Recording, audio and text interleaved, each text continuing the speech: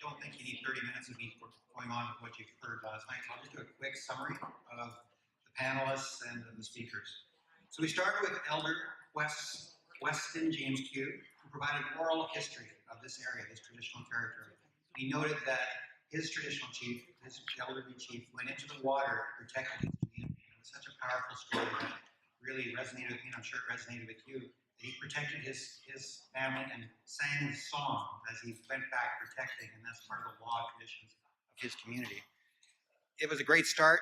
Then we went on with Mary Antoinette Flumian from the president for the Institute on Governance, and she provided basically an overview of what we're trying to do here is provide a venue for dialogue sessions where we can have an open, honest, and basically a place that where you can hear other people's opinions and challenge them in a respectful manner, and also to hear what other people have to say as we move forward.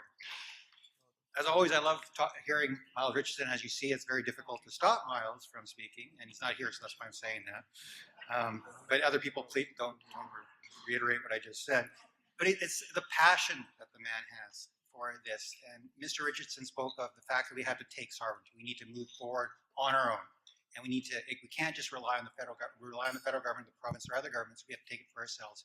And it's I've heard him now several times, and it's pretty much the same clear message that he's taken from his nation. He's trying to share that with all of us. And he's definitely impacted me, and I'm sure that he's impacted you in that regards.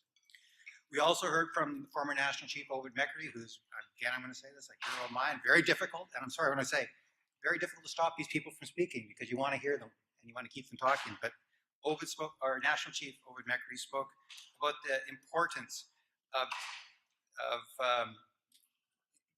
our own laws, doing our own traditions, and making them real. But he also spoke of the challenges of if we do that on our own, as Mr. Richards saying, that if we do that, we're going to end up in court all the time. So we have to kind of do it together. But he spoke of the warrior spirit. So there's just two aspects of it. We have to go out there and take sovereignty and do our own laws, but we also have to recognize the fact that we're within a system. And that's where, I don't want to go too much into that regards, but he spoke about, and they introduced the senator, and he talked about Senator Murray Sinclair in regards to the conciliatory nature. So it's kind of interesting, and for me, it was the bad cop and good cop. And he spoke about the fact that we need to have somewhere in the middle to find this meeting where we can work together on jurisdiction, nation building, nation rebuilding, all those characteristics. I also want to speak in regards to some of the things that he talked about in what I heard. And I know you'll hear different things, but it was the fact that education got us into this mess, and education will get us out. And that we need to invest in our children. That we need to basically find our culture where we have it in the past, and where we need to move forward to the future.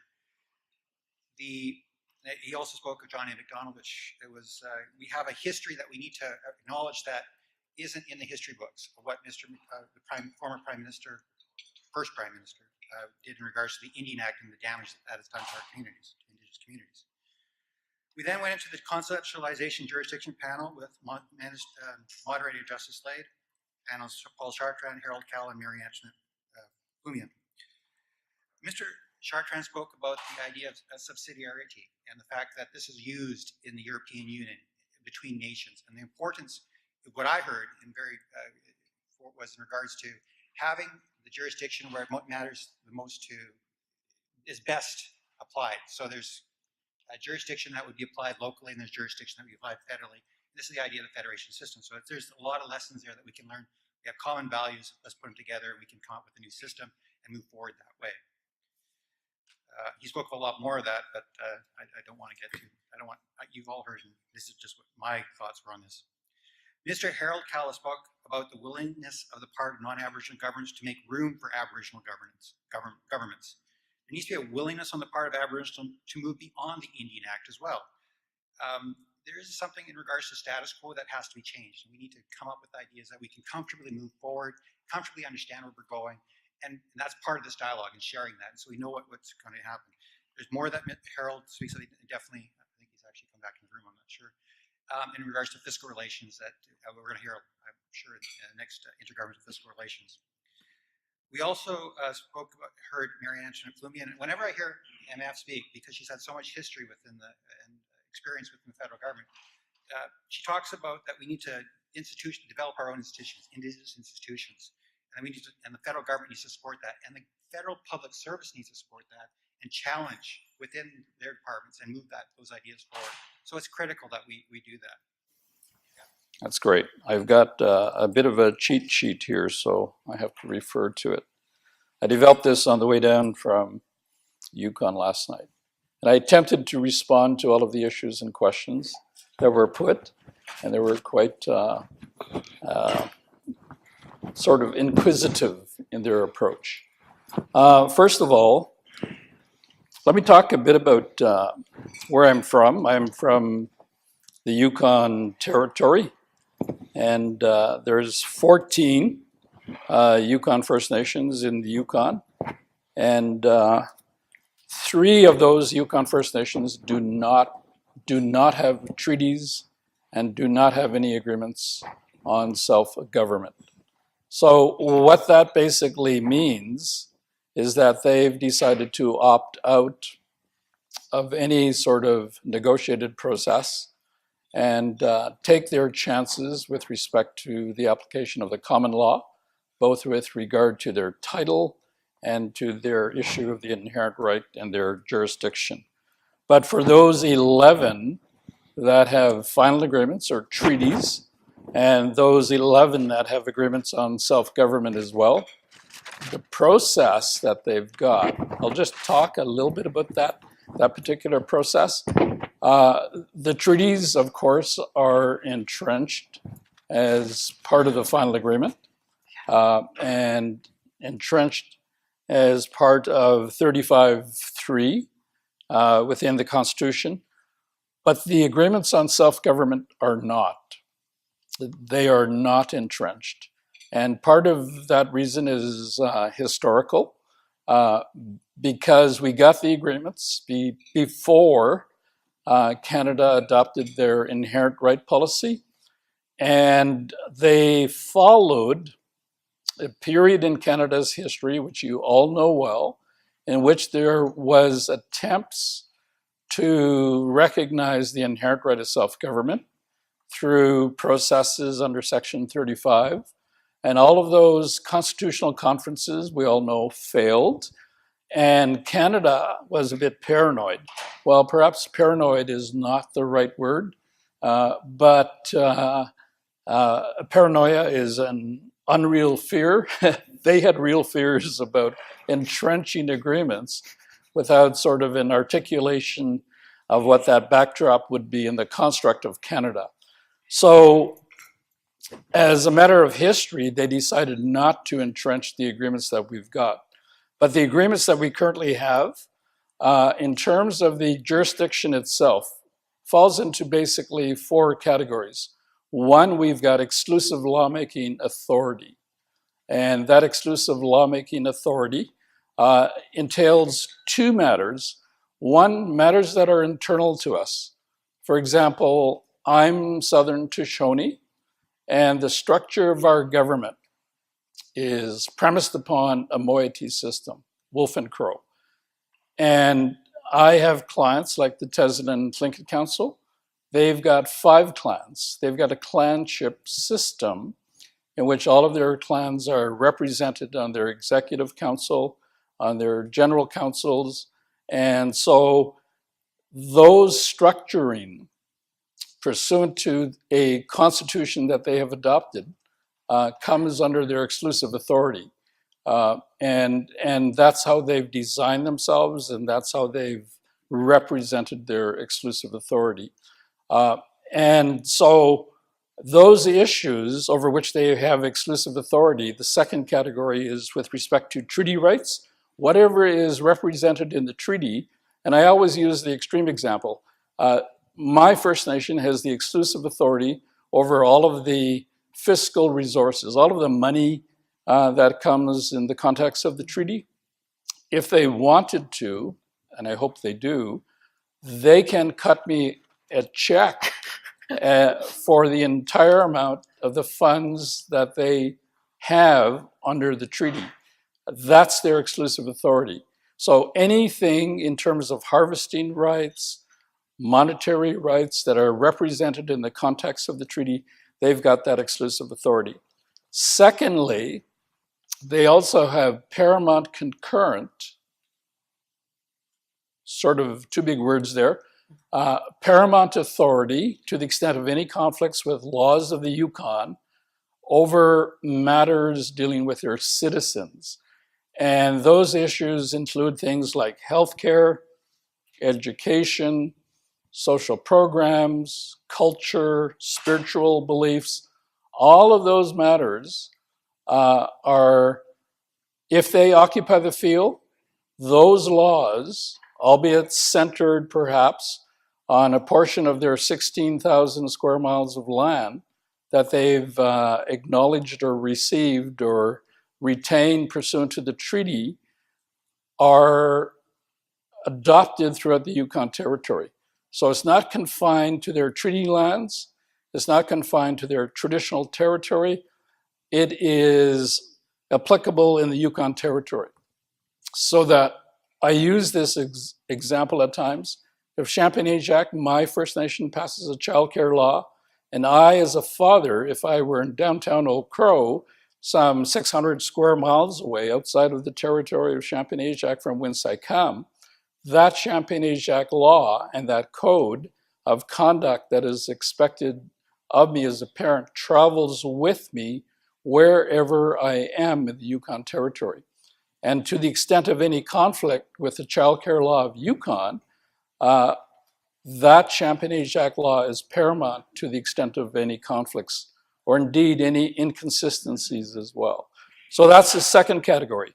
The third category is paramount concurrent, same concept.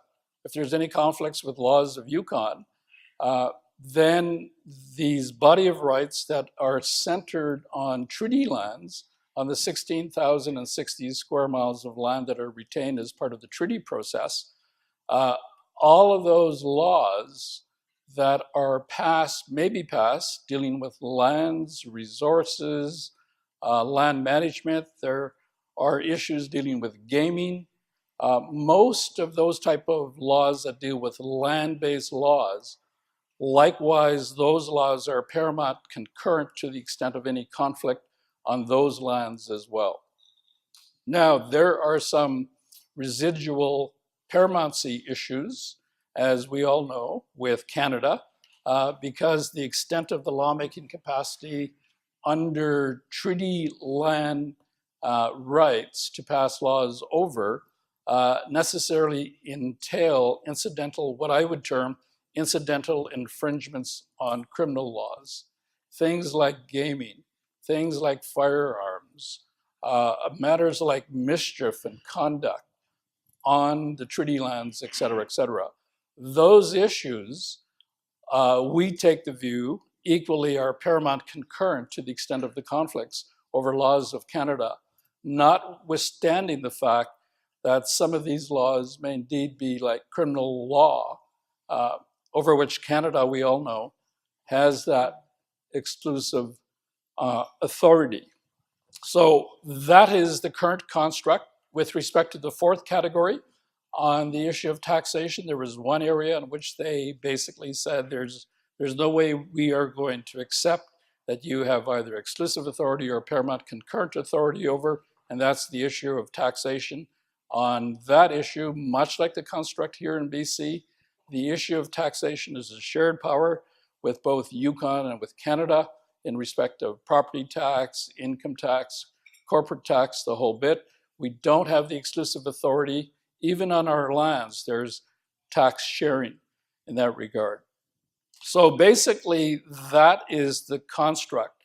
In terms of the practical issues about what were some of the obstacles, we all know what they are.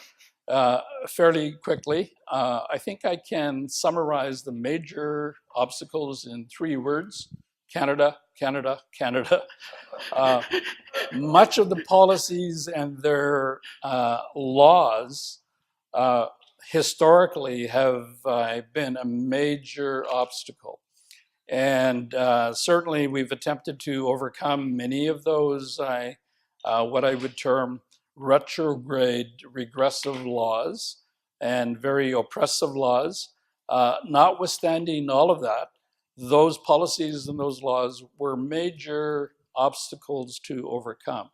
Secondly, in the guise of Yukon, their laws as well, because they are the heir apparent to becoming a province, and they recognize that they're going to receive all of the exclusive powers under 92, and they guard very closely what they consider to be their basic entitlements. So all of their policies have been one of sort of denial, and certainly has been an obstacle as well.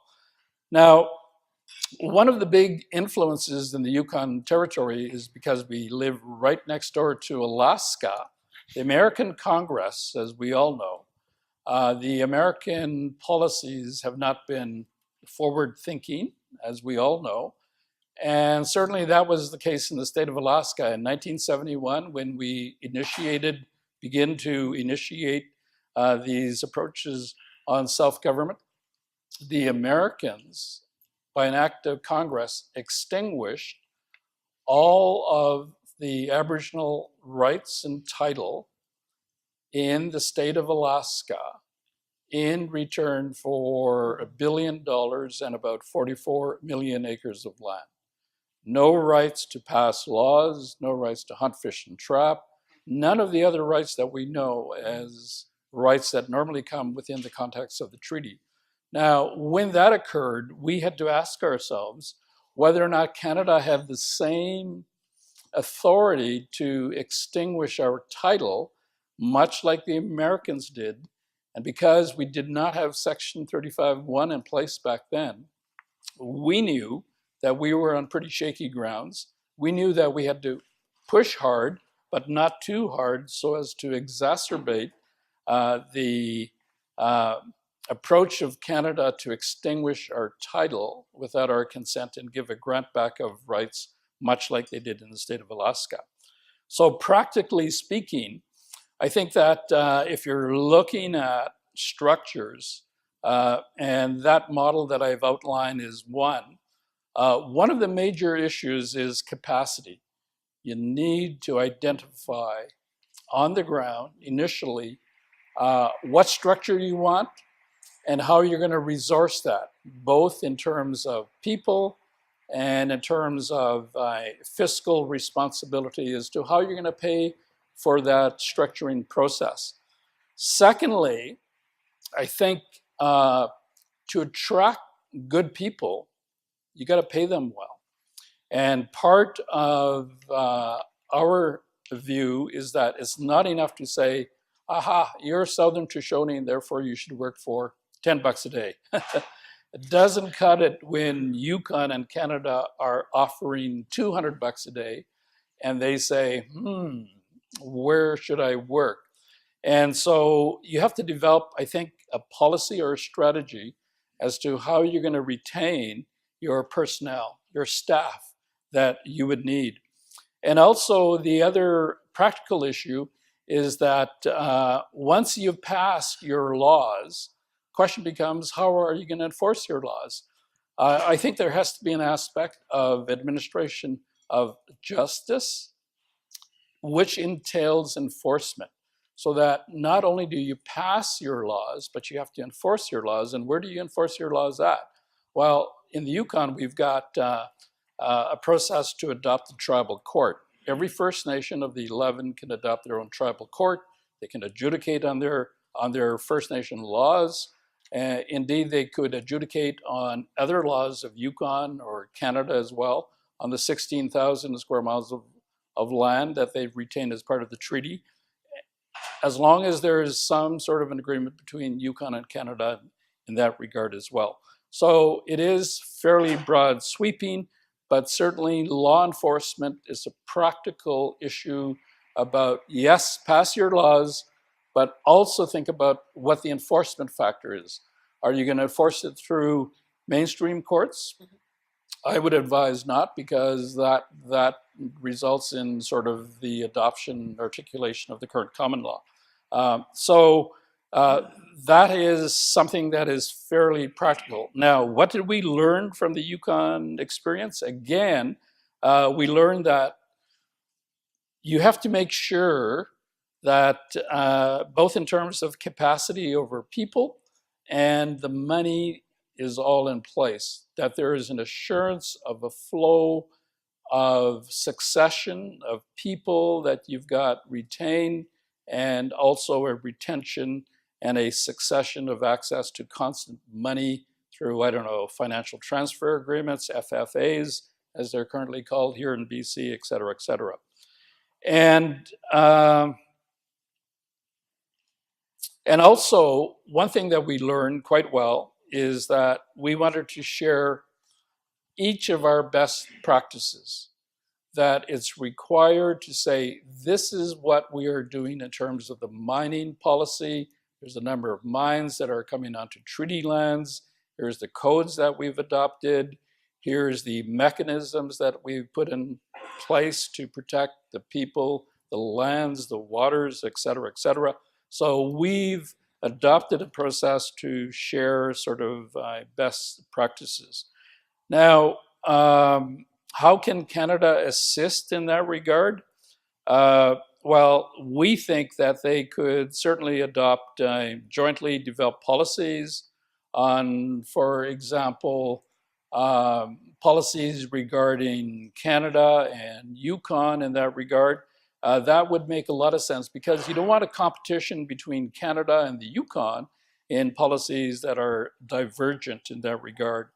And also, historically, Canada has always viewed the Yukon, Northwest Territories, and Nunavut as places of, that's our resource basket. We're going to extract and give very little back in return.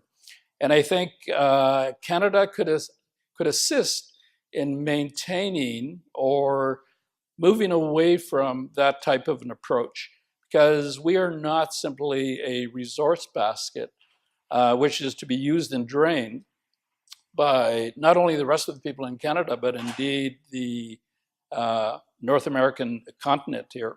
So that is indeed a concern as well.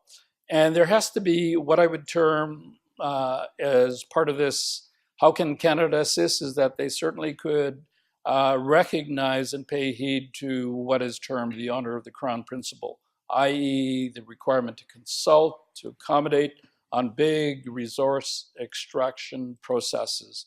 And that has to be there as well. And of course, the responsibility that Canada has under our agreements is that they would pay for the financial transfer agreements. And although that principle is there, the amount or the sufficiency of those funds are always in question. And of course, they certainly can live up to not only the principle of agreeing to pay, but the amounts of funds that they would have to pay as well. One of the questions that was asked was, how can we ensure that our voices are heard in any processes in which governments may approve resource development? I think one way that we did that was we built in a requirement within the treaties that both Yukon and Canada would have to consult when that occurs. Secondly, of course, the courts have adopted the honor of the Crown principle, which is binding upon the Crown. And we've also built in review processes. So if you're thinking about doing an agreement, make sure that there is a review process. And not only that there is a review process as to what may have gone wrong with either the agreement on self-government or indeed the treaty agreement, but also a process as to how to amend those agreements to give heed to the more effective review of those agreements as well. One of the ways that we also adopted as a strategy was to make sure that our people get elected in Yukon. We wanted to ensure that the governments of Yukon were not only compliant with and would heed the sort of advice we would give them, but we actually would have people in those seats of power who were more responsive to, understood our views as well. And one of the other issues is that when we met with the Alaskans after they did their extinguishment in the state of Alaska, we asked them what was their experience. And they basically said, you know what you have to do is you have to go out there and you have to lobby. You got to get out there and lobby, lobby, lobby. And so we adopted their advice, and we've been involved, and we have a very extensive lobby process, because these things don't happen simply because you write correspondence once or twice a month. You have to get in the face of the people that decide these issues. And I think you need a strategic approach as to how you would do that. Indeed, we established an office back in Ottawa just to do and coordinate those attempts to change policy, change laws, et cetera, et cetera. Now, and of course, if push comes to shove, there's always courts, there's always protests, and certainly we have engaged in that as well. So I think what I want to do is perhaps stop there. I mean, I've got a lot more, but I think I'm pretty much over my time limit. So thank you very much. Thank you.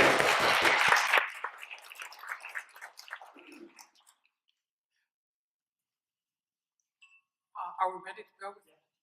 Perfect. Thank you so much. That's an excellent way to start this panel today. And now, I'd like to introduce Peter Lantin, the president of the Council of the Haida Nation, to tell us about the Haida experience in the exercise of jurisdiction.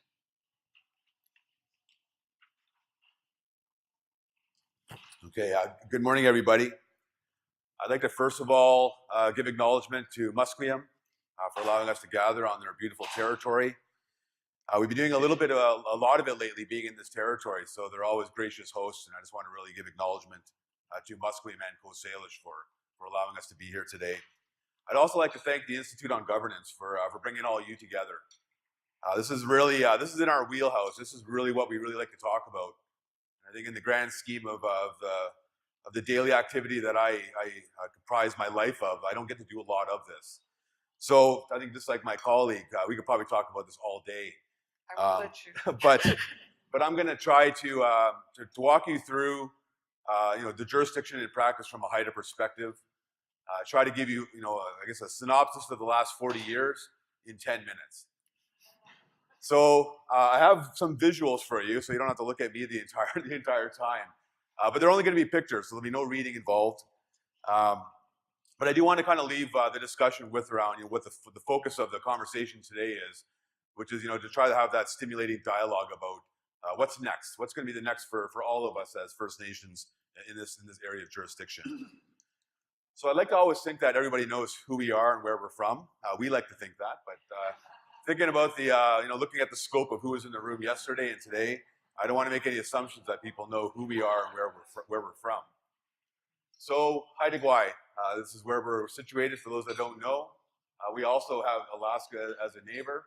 On clear days on the north end of Haida Gwaii, you can see Alaska on nice clear days.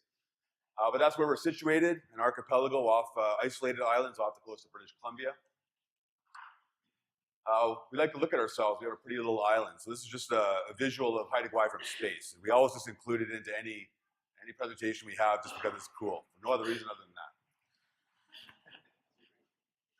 But we're a thriving culture. I think people know who the Haida are in terms of that context. We've had 40 years of revitalization of our culture. And today we're very proud to say we're alive and well. And I think in terms of this focus today, the jurisdictional things that we've done in the last 40 years, is rooted in the fact that our culture survived. The fact that through all those difficult years of Indian Act and residential school and you name it, there was an underground group of Haida people that kept that culture alive and allowed us to kind of stand up under our own jurisdiction today.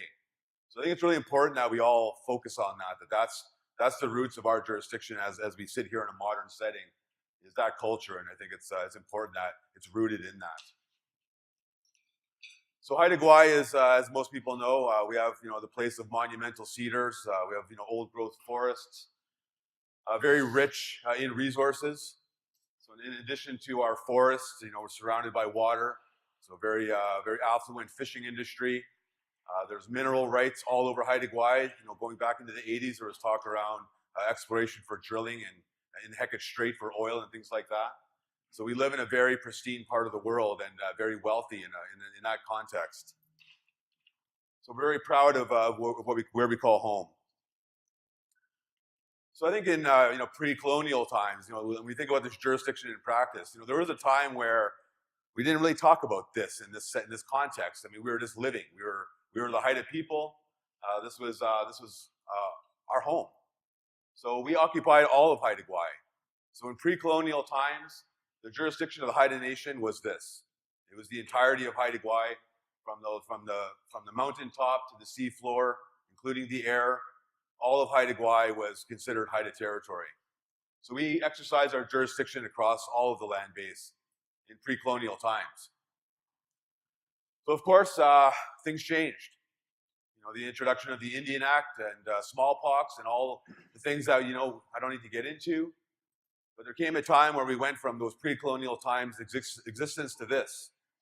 This is what the government of Canada wants to believe is where we should be. So the little yellow dots you see on the map are our Indian reserves. So for a long period of time, this was where the Haida were living. This is where we were exercising our jurisdiction, within the confines of these Indian reserves. So if you think about where we came from to going to this, it's a pretty dramatic shift when you go from 100% land base to 0.16%, that are now constituted as Indian reserves. But that's where we were. So our people did live that existence. So we went from that, that vibrant culture, to what I think a lot of us have experienced, which is very difficult history now of being Indians under the Indian Act. So in addition to that, there was practices that were happening on Haida Gwaii that was really affecting our people. So Haida Gwaii, like I said, because of our rich resources, the practices of exploiting our resources was very entrenched in Haida Gwaii. So this is just a visual representation of what our people were seeing. So when you walk in your traditional territory and envision this as somebody's traditional village where they come from, and this is what they've done to your territory. So this is what, this is where I'm trying to walk you through kind of, the 100 years of walking into where, everything changed for us.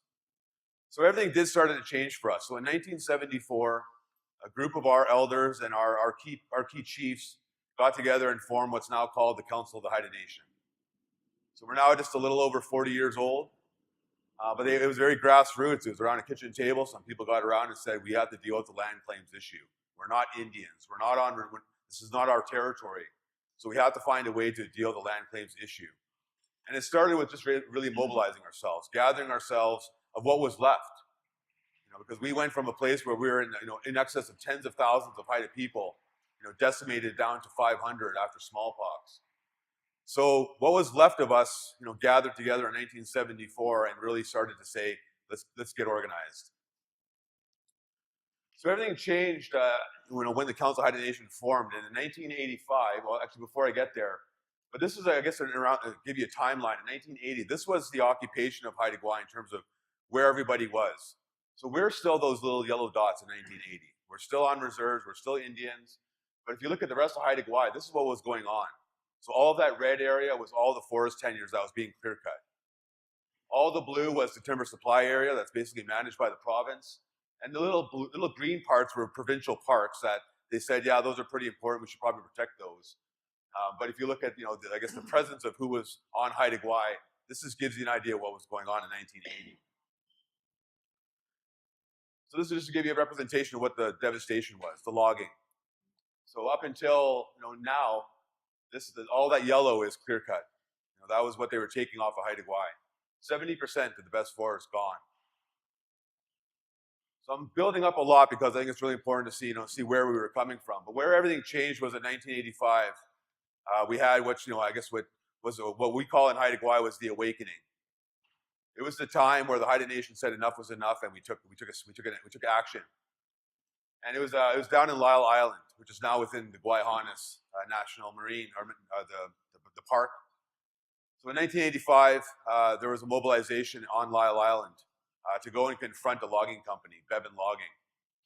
So to try to make a long story short, what happened was we mobilized all of our warriors, and I think that was a really interesting. I think Ovid was talking about, the need to have those warriors and the conciliatory people. Well, in 1984, we had a lot of warriors. People were mad. The pent-up frustration was ready to boil over. So they went down to Lyle Island. They mobilized. They were ready to stand the line. And just before they were ready for the big conflict, a helicopter came in, and off that helicopter came off 4 of our elders. And so our elders came in, and I think the people at the time thought they were going to pull the plug on it. They didn't want conflict. They didn't want people to get hurt. So the warriors were like just kind of thinking like, oh no, they're going to stop us. And they didn't necessarily stop them, but what they did is they actually asked them to stand aside and let them take their place. So the elders did that. They took the line. They asked the warriors to respect them and let them be the ones that are going to stand that line. It's always hard to talk about it. And I tell this story a lot, so it's always emotional. But their point of view was that they waited their whole life for this moment. And they knew it was a moment that was going to change everything. My grandmother was one of the 4 elders that was on the line. She talks about that everyone was asleep. They've been asleep for too long. Everyone was asleep for too long. And they're now awake. So they stood the line, and that changed everything for the Haida Nation. So the awakening. We were all awake all of a sudden, and our eyes were wide open about what was really going on in Haida Gwaii. So that changed everything for us from the point of view that it became a world story. Everybody heard about Lyle Island. Like, I was living in Ottawa at the time. I was 10 years old, and I remember looking at the Ottawa Citizen, the front page, of my grandmother on the front page. Saying, like, what's that all about? So the awareness was going viral, before viral was a thing. So it led to some pretty amazing things for the Haida Nation. For us as people, it made us assert ourselves and stand up. All of us stood up after that stand. So it led to some really amazing things. It led to the creation of Guayhanas. So the southern part of Haida Gwaii is now protected in perpetuity. Will be touched for any resource use at all. And Guayhanas was created in 1993. So the thing about the Guayhanas agreement is that it's not an agreement on title. It doesn't address the land claims issue. It actually agrees to disagree. It says, well, we're not going to deal with the title issue for now, but we both agree, Canada, Haida, that we need to protect this beautiful part of the world. So Guayhanas was created, and that was what the start was. So I'm going to leave this picture up because I think it's important. But I think some of the other things around the jurisdiction and practice that led to I think where we're at today is our Constitution. So after we started getting into these places where we were governing things, so Guayhanas, like we said, they call it a park. We call it a Haida heritage site. Is that we were getting into this place where we had to set up our government. Like it was fine to have our warriors and take these stands, but we had to establish ourselves as a government. And in a more modern context, because we knew we had to get ready for negotiations with the Crown. So what we did that really kind of changed our course, of course, was our Constitution. So the Haida Nation has a Constitution that basically sets it all up. Like, I'm the president of the Haida Nation. I speak on behalf of all Haida people. And that's a very big step for us because even though we're on an isolated island, the territorial overlap issue is something that is still an issue that we have to manage in Haida Gwaii because we do have all of our clans, we have all of our traditional territories. Everybody has their interests of what they want, for their own people. But what made it all stick and what made it all work was was a document and agreement that's called the Haida Accord. So the Haida Accord is a document where all of our hereditary leaders of the Haida Nation sign a document that says we agree that we're going to unify and we're going to go with one voice, one approach, and one strategy around trying to settle the land claims issue. So most of the Haida chiefs in the Haida Nation sign that Haida Accord, where they basically put their traditional territory into a collective pot, and we go and we fight together. So that's all built in. That's what's built up. I think a lot of the clout that we've gained over our years has been that unified approach. And it's easier when you don't have territorial overlap of neighboring nations. And I don't want to disrespect any nations that are battling with that. But it can be done. And I think it requires those people to, I guess for the time being, give up something, for the greater good. But the Constitution lays out our goals. So my goal, our goal as the Haida Nation is full independence, full sovereignty, and self-sufficiency for the Haida Nation. It's to protect Haida Gwaii, of course. But I think one of the key things that it talks about is it talks about promoting a peaceful coexistence with people. So all of our approaches of how we deal with things are entrenched in our Haida law. And this peaceful coexistence, even though we have a very storied history of how we were back in the day, our Constitution says that we have to coexist with people. So the Constitution talks about that, talks about our relationship with our neighbors and ensuring that they are part of this journey with us. So the Council of Haida Nation is not a band council. I love that analogy. I think Ovid said it yesterday. I don't play any instrument. Actually, no, I play the baritone. I played the baritone in high school, but that's not a band, I guess. But we're not a tribal council. We're not a society. We're not a corporation. There's no legal entity in Canadian law of who we are. We are, in our own Constitution, that defines, who we are as people. But it's really, the Constitution has evolved now into, a very mature governing body, that represents all Haida citizens. And that includes, those that, lost their status, or those that live in Vancouver that may not have status cards. It's Haida people. So we're all elected in by all Haida people everywhere, not just people, on Haida Gwaii or even on reserves. Anybody that's Haida votes for us as the president and the vice president. And the lawmaking authority is instilled into our legislative body, which is called the House of Assembly. So the Haida people get together every quarterly, but once a year we have the House that gathers where we go and we pass our law. And it gives us our mandates as the elected leaders to go and pursue whatever it is we have to pursue. But built within all this, I have to acknowledge, is band councils. So we do have two band councils, Old Massive Village Council in the north, Skidegate Band Council in the south, and they also plug into our table, but they still exist. They still have that fiscal arrangement with the Crown, and they still provide that role in terms of providing services to the communities, but they also do plug into the bigger vision of what we're responsible for under the Council of Haida Nation. How am I doing for time? Couple minutes? Okay, I'll try to zoom through this. So a couple things that that was also created as a result of the jurisdiction and practices is we signed something in 2009 called the Kunstaya Reconciliation Protocol. So it's basically a co-management agreement for the land base of Haida Gwaii. So British Columbia and the Haida Nation come together, and we collectively come under two authorities, and we basically make the decision making on all the land base. So it was what we call reconciliation. That's the process of what we've now instilled in our people is this notion of reconciliation. So within that, there's various things that were established in it. Probably the most significant thing I want to acknowledge is the Haida Gwaii Management Council. It's a delegated authority that was created by the two parties, and it has very specific mandates. But its main mandate is to implement the new land use orders of how logging is done on Haida Gwaii. And it also sets the allowable annual cut on Haida Gwaii. So we can confidently say that as the Haida people, we're the ones that are going to define sustainable logging on Haida Gwaii, and we do that by setting the allowable annual cut, by taking in values that are important to us on how you determine what sustainable logging can look like.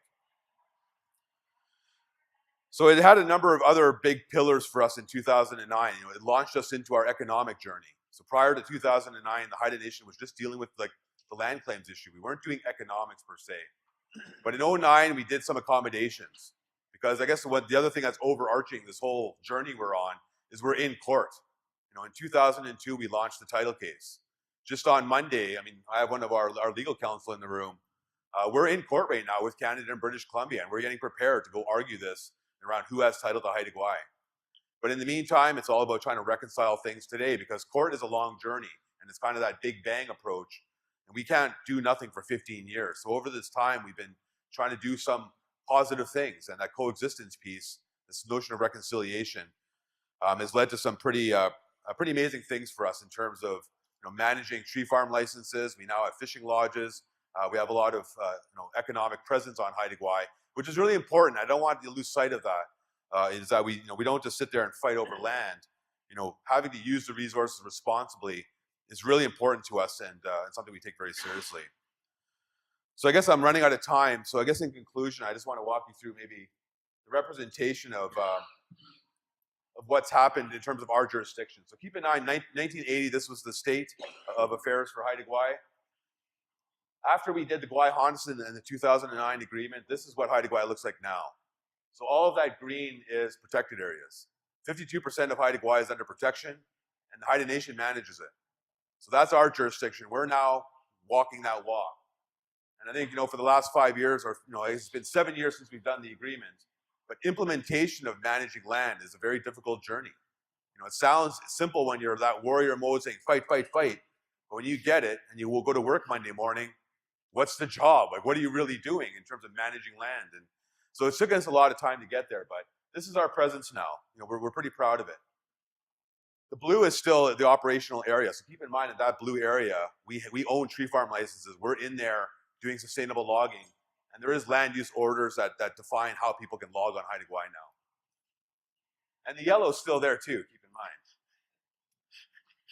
And I guess the other portion of our journey, which is really, I guess, the uncharted territory of what we're talking about, is the marine component of jurisdiction. So we've done a lot of great work with BC.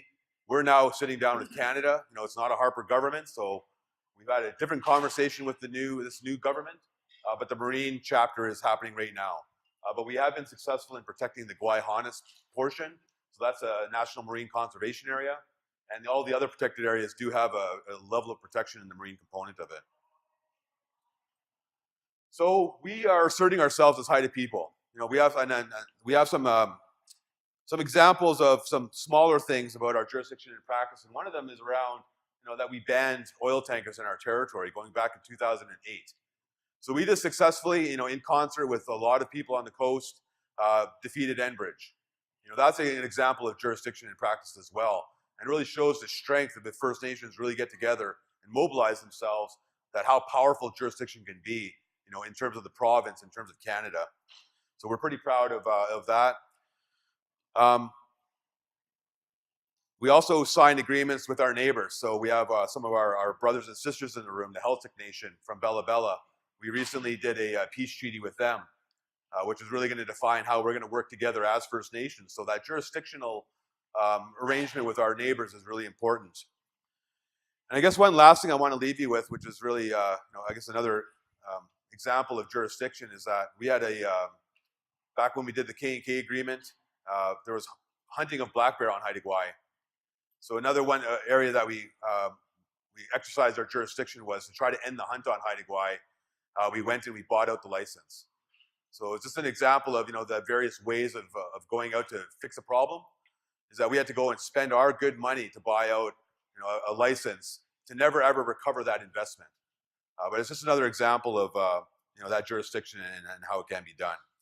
So I think with that, maybe under the questions we can talk about what's next for us. But I think that's the Reader's Digest version of the Haida story. So hello for that. Thank you so much.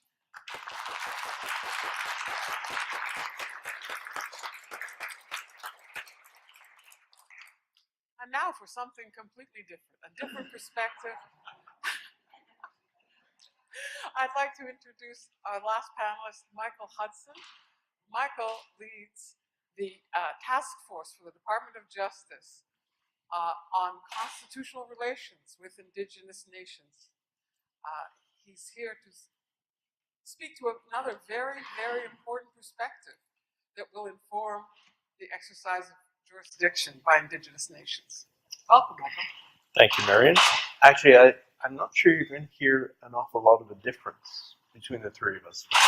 It's interesting. I'll start by acknowledging that we're on unceded Indigenous territory and pay my respects to the custodians and stewards of this land, both past and present. And I got to tell you how refreshing that is to be able to say that. It's a long time coming. I'm not Indigenous, so I bring a different perspective to that extent. I also bring a long time of working in the federal government. And I've said to a number of people, both here and at other times, that we're in a unique moment of opportunity. So keep that in mind as I carry on here. I'm not authorized to speak to make federal government policy. So a lot of what I'm going to say is personal, but to be frank, I will be personal. But I hope you will hear things that are echoing what you have heard from the government and specifically my minister. You know, all this talk about warriors, it's wonderful to have a warrior princess as your Minister of Justice. I'm going to talk about a few things. One is I'm going to talk about the source of Indigenous governance, which for Indigenous people in the room, you don't want to hear from me about that. But it's an important message for everybody else. And I think it's important for you to hear it from a senior voice of the Department of Justice. Then I'm going to talk about three things which I've observed over the years and I think which kind of echo what you've already heard. One is legitimacy and what that actually means in the eyes of others. The second is that linkage between governance and the economy and just the nitty-gritty in terms of the financing of success. And the third is the importance of relationships with other governments in the system. And again, these are not new ideas, but I'll offer some personal observations. So, the source of governance. And I speak to people who are not Indigenous. The days of thinking that governance is in the hands of the Crown and is delegated, is given to somebody else, are over. The Constitution is structured in such a way that the pre-colonial Indigenous sovereignties who governed themselves and governed their lands, they survived. I heard the comments yesterday in terms of the Royal Proclamation is not the source of Indigenous sovereignty, and I totally agree with that. Because that implies that it's something given by the Crown. No, it was what the Crown found when European colonial powers came to this country. And despite the fact it's being reduced and denied and suppressed actively at different points in time, I think what we all see is it has survived. It's still there, and in different ways across the country, it's reanimating itself, which raises, I think, a lot of questions and, frankly, a lot of fear in the part of non-Indigenous people, which you see reflected in government institutions and their responses. But we're in this process of kind of readjusting the sharing of power in the country and creating the space. And that's not always a comfortable experience, to be frank. But we'll get through it. I have a lot of faith in Canadians and Canada to figure that out. I was saying to a few people last night, about a month ago, the members of the Permanent Forum on Indigenous Issues from the United Nations were in Ottawa. And this was unique. They had been invited by the Canadian government to come and do their preparatory work in Canada, which gave them a chance to talk to government officials and to Indigenous organizations. And I was delighted to have the chance to go and talk to them for what was supposed to be half an hour, and we spent half a day talking about how countries could imagine translating the United Nations Declaration into practice.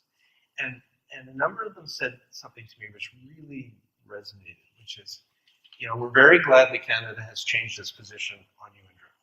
Great.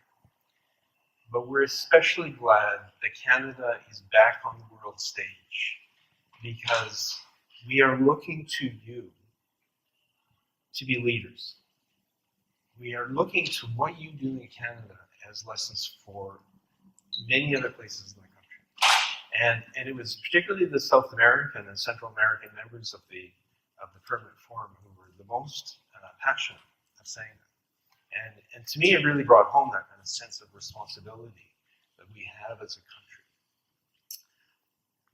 Not to scare us all that this is hard to do. It is hard, but it's going to be worth it in the end. So in terms of, just going back to that source of power, I mean, that inherent survival of Indigenous sovereignty that's a real challenge, frankly, to a lot of existing power structures, and it's going to take some time for that to work through the system, because that's a major change. Change management, for those who kind of work in that kind of lingo, it isn't easy. It takes time, and it takes concerted effort, and it takes consistent messages from leaders on all sides, both inside and outside government. Because the tendency of institutions, I won't even make it personalized to people, but the tendency of institutions to want to hold on to the power and to imagine that what you're doing is you're giving something away. But somebody said to me, is the zero-sum game of reconciliation, that if you get something, that I must be giving up something. And we really do need to kind of break out of that mindset and recognize that what we're doing is it's a shared exercise in reinventing the country.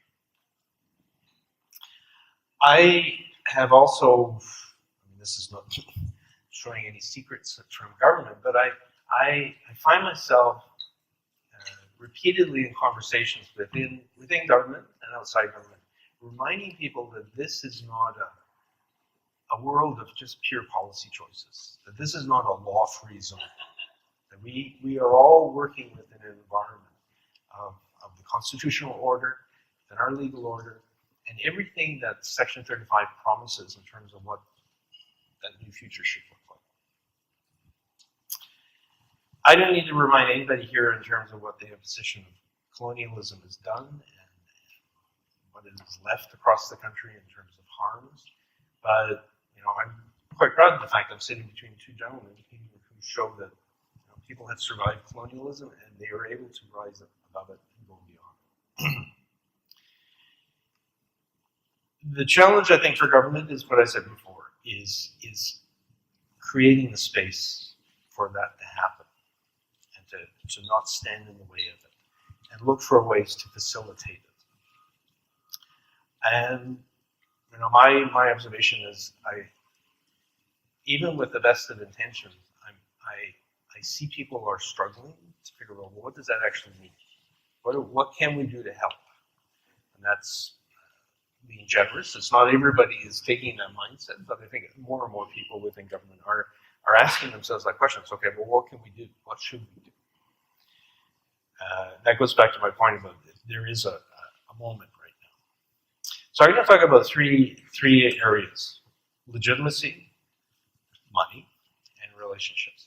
And I'll look at Marion to sort of give me the wiggle of her eyebrows to let me know what it's like. So, it's kind of easy to say, but it needs to be said. Government institutions are as valid as their citizens regard them. And I think that's especially true of Indigenous institutions of governance today, because of that colonial history and the imposition and the suppression. Because what it's created is a lot of different voices, and it is too easy. It's an easy out for other government institutions to be able to say, well, what are you going to do? There's so many voices out there.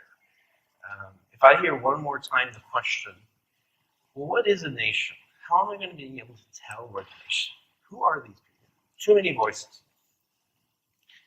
At the end of the day, I can talk myself blue in the face in terms of here's what the courts say, here's what the legal test is of a nation. But at the end of the day, what will make the difference is when there are coherent, consistent voices coming from Indigenous nations who are saying, I'm here. I have legitimacy in the eyes of my citizens, and because of that, you should give me legitimacy in your eyes. So I'm not here to give lessons, but I was asked to, what would the advice be? To be consistent, be coherent, and be persistent, obviously. Because even with the open door that you hopefully will find when you engage with federal departments now, there's a lot of competing demands on the government. It's got a very busy policy agenda. So persistence is still going to be necessary. The other is, and this again goes to the question of legitimacy, is that good governance, and I want to thank and acknowledge the IUG for having created this kind of a safe space for this kind of a conversation. Good governance is a universal value. You know, there's many different ways that humanity organizes itself into social structures and governance structures. But at the root of it is good governance and the legitimacy that institutions have in the eyes of those who they govern on behalf of. You know, I'm always taken by the definition of governance from the Organization for Economic Cooperation and Development, the OECD. And they say it's the exercise of political, economic, and administrative authority necessary to manage a nation's affairs. And to me, I think that's a pretty good summation of it. So if you as institutions of governance have that legitimacy in the eyes of your citizenship, you're halfway there, if not more than halfway. An Indigenous leader once said to me, you know, I don't want the power to govern my own poverty. And that's always stuck with me. Because it reinforces the messages you heard from Harold last night, from today as well on both sides, is you can have the most perfect governance structure in the world. If there's no economy to support it, then you're not there. And I think there's enough indications outside of the Indigenous world that good governance leads to good economies, and you can't have a good economy without having good governance. They're intertwined. And I look around the world, and I don't have to look too far at situations where things like the conditions on World Bank loans to countries, they're often about governance. And I think in terms of the conditions that were put on the Greeks by the European Union for their bailout, it was fundamentally about governance. So to me it talks about the intertwining of those two concepts. The sources of revenue, there's conversations always. It has been for as long as I've been in the federal government, so that's almost 35 years, about well, how much money you're going to give me in terms of transfers, and what are you going to pull back in terms of own source revenues, and those conversations are still going on today, and I would predict they will going forward. But again, I think that the new approach that needs to be brought into that conversation is that, as I said earlier, those are not just policy choices. They are operating in a zone where legal considerations have to be brought into play. But I think we should also be clear that at the end of the day, we're talking about shared responsibilities to shared citizens. And I know that some people would dispute this, but at the end of the day, when officials are sitting down on both sides, Indigenous and non-Indigenous, around the table, they're talking about how do you ensure that you've got adequate services appropriate to a modern state for people who are shared between the two levels of government. The last thing I want to talk about is intergovernmental relations. Again, I'm no expert in governance theory, but my observation is it's like a spider web.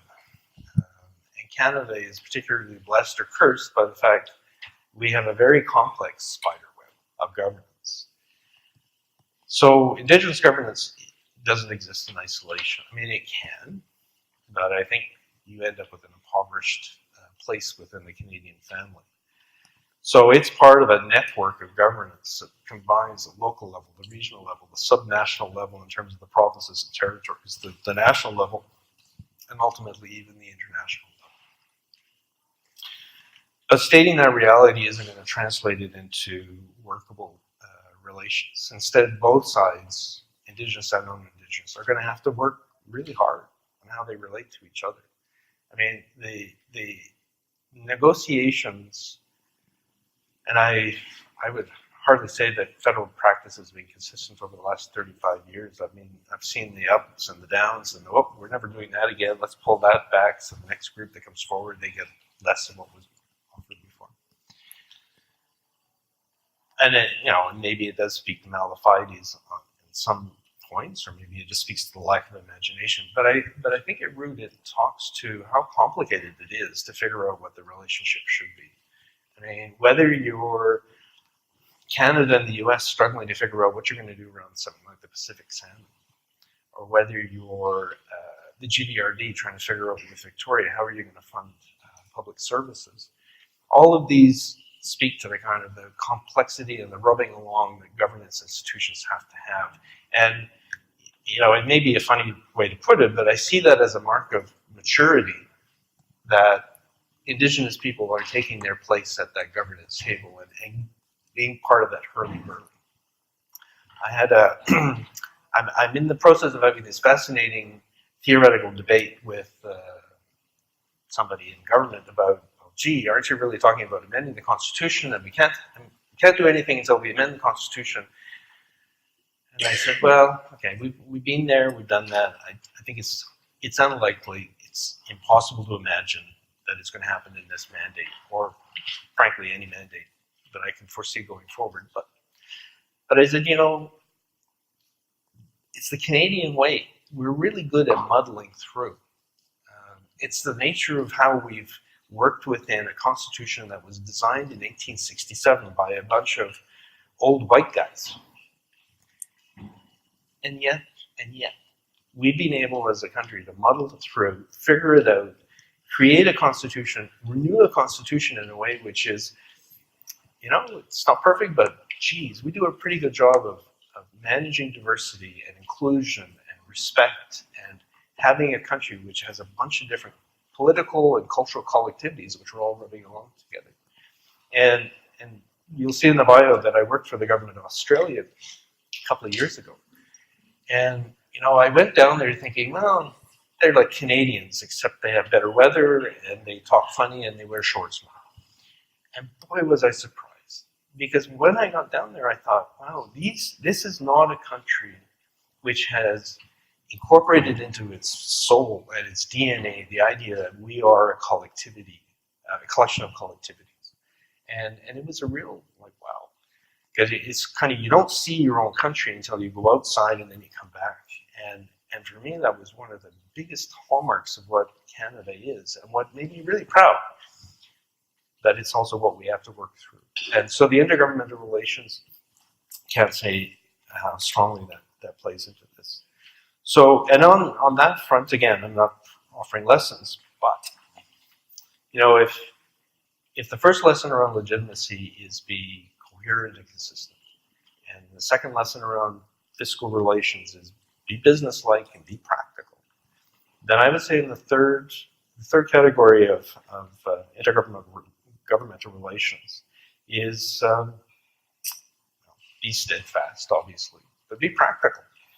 Recognize that a governance isn't in isolation. There's a lot of messiness and relationships that need to be worked out. So let's get at it. Thanks, Marion. Thank you, Michael.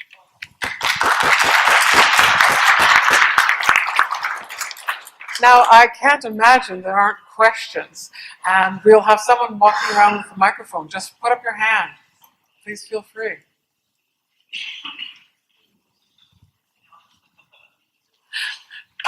Charlie. This question is directed to you, Peter. I'd open with a statement that the Haida story is a strategically important one that perhaps is not as well understood in the rest of the country as it might be, and I congratulate you and your colleagues on driving what it is you're doing to a whole new level in this country. My question is indirectly related to jurisdiction and the concept of the Guardians program that is getting some traction here thanks to the Indigenous Leaders Initiative, which Ovid is a part of. I guess on Haida Gwaii, you'd refer to it as the Watchman. And last fall, I had the pleasure of meeting Captain Gold in Ottawa.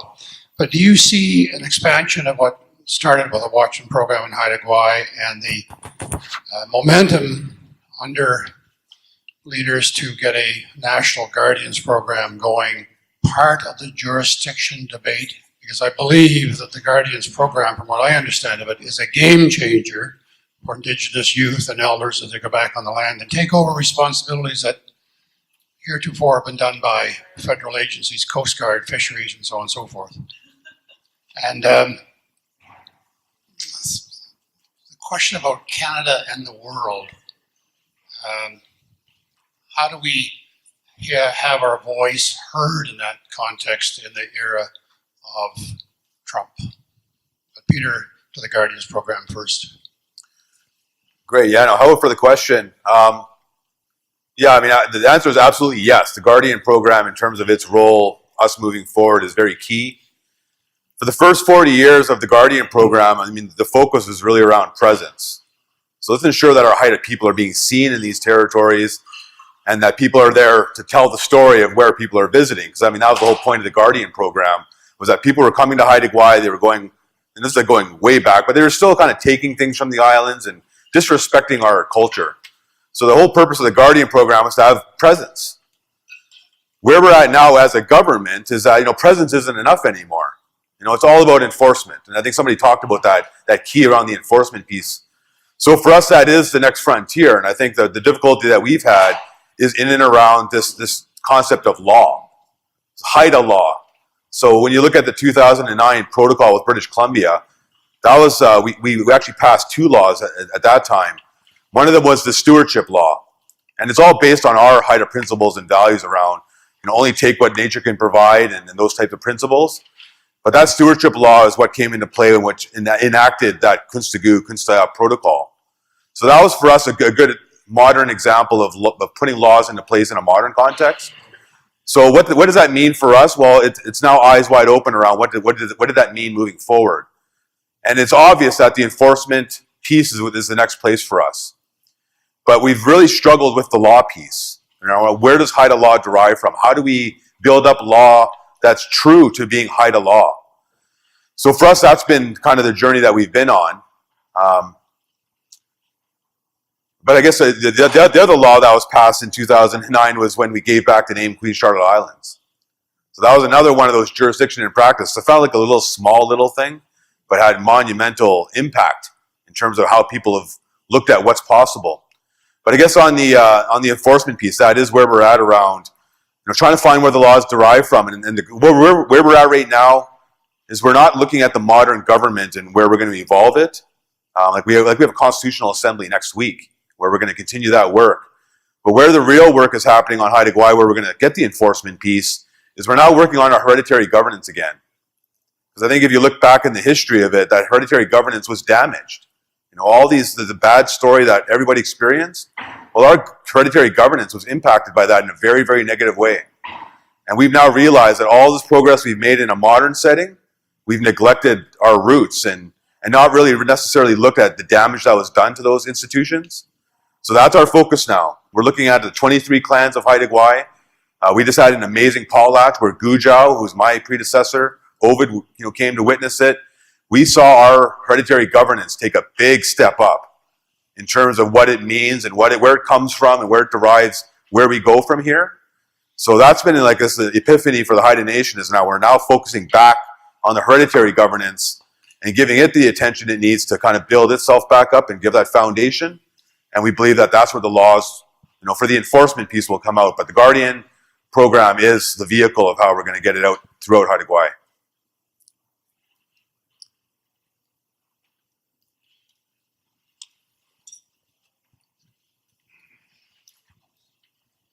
Dave, you talked about the obstacles you face. I think you had a really succinct summary there. Canada, Canada, Canada. Now that we've got this new government and there's talk of new opportunities, nation-to-nation relationship, what are the First Nations of the Yukon hoping to see Canada do?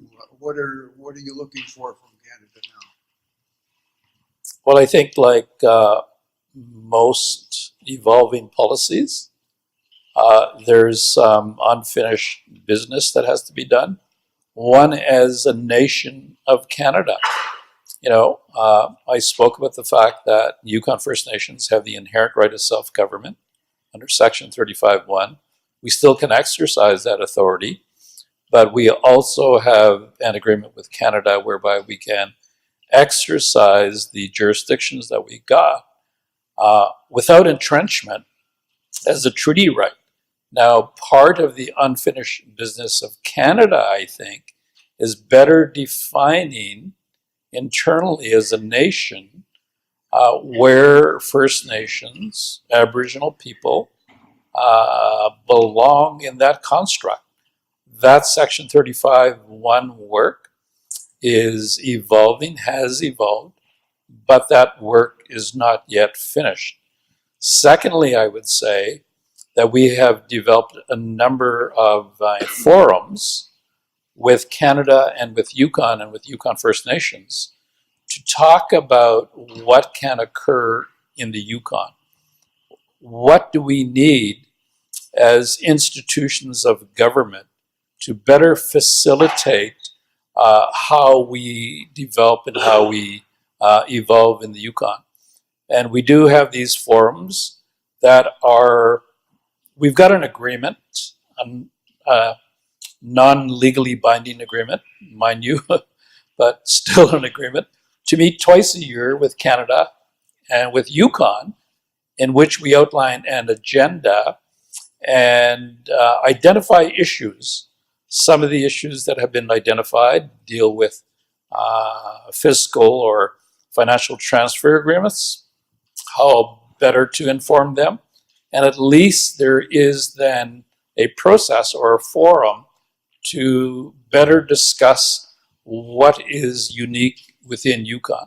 So we've attempted to rationalize that in that construct as well.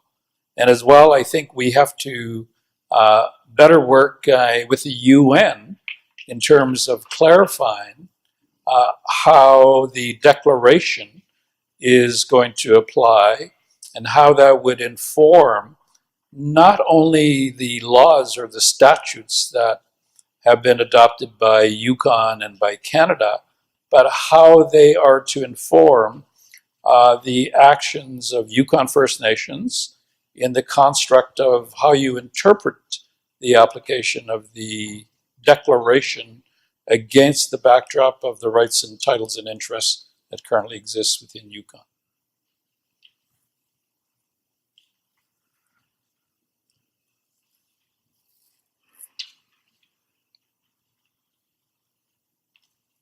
More questions?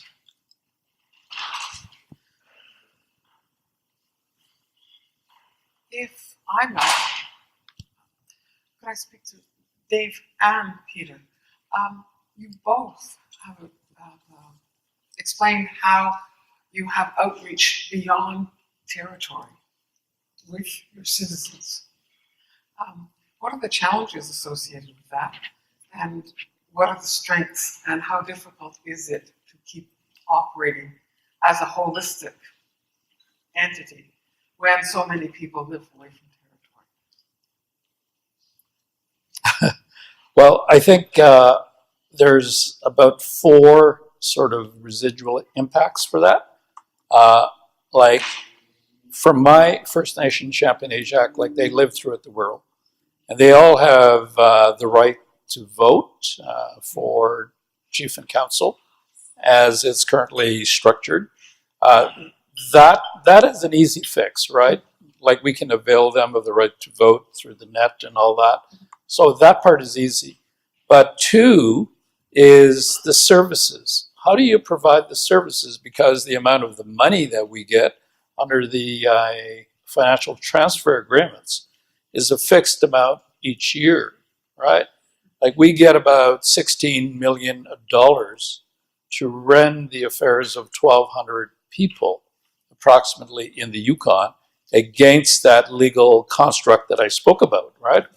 Now, there's always the expectation of I am a citizen of Champagne-Ajac, I live in the Yukon Territory, the jurisdiction over citizens is throughout the Yukon Territory. So what is my service, even though I don't live within the traditional territory or on treaty lands. So there's a demand that way. But because of the exclusive nature of the lawmaking authority that is vested in the First Nation, they can decide where to allocate those resources and how to respond to those demands. So there's that pull. Thirdly, I would say from the aspect of taxation, tax is huge. I mean, if we have the capacity to not localize income tax, property tax, corporate taxes to only our treaty lands, but to our citizens as well, in this case throughout the Yukon, because most of the big paying citizens that you've got, for some reason, gravitate to places like Vancouver, to Whitehorse, and when they pay their income tax checks, they normally pay that to a province and to Canada, and the First Nations are left out of that. So that access to that tax component is huge, and I think there ought to be ways in which we can better rationalize that access and that sharing to be able to afford to meet some of those demands that our citizens, wherever they live, would demand. Would you like to add anything, Peter? Sure. Yeah. Well, I think that, the notion of citizenship is something that, where we've started to bring in more of our Haida people that are not on Haida Gwaii. The interesting part about that is that the exercise of it, it's easier to do in today's day and age with social media and the ability to reach out to people. It's way more easier to find out who's all out there. But what we found out was really interesting is that some people struggle with this notion of citizenship in terms of how we're looking at it. Because the way we look at citizenship is based on a hereditary baseline. So every clan of Haida Gwaii has a family tree. If you're truly a Haida, you should be somewhere on that tree. You could be custom adopted in. I mean, there's some anomalies to that. But as simple as that, you're Haida if you have Haida blood in you and you can link yourself to a hereditary baseline. So a lot of people that were that were left out because of the Indian Act and things like that are pretty relieved to feel that they have a sense of belonging. But I think one of the weird things is that some people resist it because they're saying, am I going to get cheap gas now? If I'm a citizen of the Haida Nation, but the mentality of the Indian and the Indian Act is what they know. That's how they define what citizenship is for them. So it's a weird, interesting block there when you think about those people that are, we're saying there's nothing stopping you from being a Haida person. We will acknowledge you, but there's nothing that comes with it other than pride. For now. I mean, there's definitely going to be benefits down the road, but for today, there's nothing else for you. So that's an interesting dynamic about, I guess the other part. And I guess the other side of it is this, storytelling. The more Haida people we tell about, this story, you think that everyone in the Haida Nation knows. They don't. So telling our stories, that we're an oral people, I think that's what gets people more intrigued to want to be part of the journey, because there's lots of Haida people out there that don't know the stories at all. Like it's shocking how they're not privy to any of this information. So I guess and one thing I wanted to do, and he's not here, but one last point I wanted to make is around this whole jurisdiction in practice is this whole notion of mentorship. Is that 25 years ago I was going to university at Carleton in Ottawa, and my mom was a secretary at the Assembly of First Nations. So she was the secretary for Over Mekrity. And the neat thing about it is I have a book that sits in my office now that's signed by Ovid. And then it talks to, one day, young man, if you continue in this, the path that you're going, you'll be a leader of your nation and we'll, run our own territories type together. And I didn't get a chance to bring it to you. I really wish I could, but, Ovid's here, so that mentorship piece. I have a mentor in the back of the room, Frank Parnell. So there's people that, I think everybody here should be able to take that need to be a mentor to some young person, in this role of jurisdiction, and empower them as young people to get ready to do it. Because I was a young guy not too long ago. I mean, I'm older now. I still feel like I'm the young guy on the block, but I think that mentor, you're not seeing a lot of it yet. So I think that to the point of we need those young people to get into these positions as soon as we can. Something that we're taking forward because these gentlemen are the reason why I'm sitting here today. So I think that's a important thing around that jurisdiction piece is mentor people. I don't think we could have ended this panel on a better note, a more significant note. So join me in thanking this fabulous panel.